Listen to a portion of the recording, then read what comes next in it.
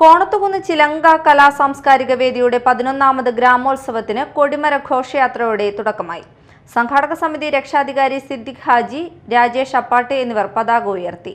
തുടർന്ന് short film festival നടന്നു. വൈഗ കല്ലട സജീവ് ഉദ്ഘാടനം ചെയ്തു. ടി.കെ. കബീർ, അനീഷ് പട്ടേപ്പാടം, അനുശ്രീ അപ്പാട്ട്, ഷിഹാബ് അറക്കൽ എന്നിവർ സംസാരിച്ചു. ഖലീൽ ജിബ്രാൻ അധ്യക്ഷത വഹിച്ചു.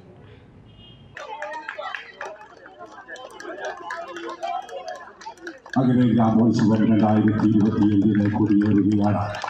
വരുന്ന 4 നാളുകൾ ഈ ഗ്രാമോത്സവത്തിൻ്റെ നാളുകളാണ്. നമ്മുടെ നാട്ടിൽ ഇനി ഉത്സവ നാളുകൾ.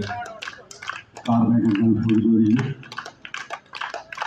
ഇനി നാടിൻ്റെ ഉത്സവം ഗ്രാമോത്സവം ചിലങ്കയിൽ 2025 കൊടിയേറി കഴിഞ്ഞു.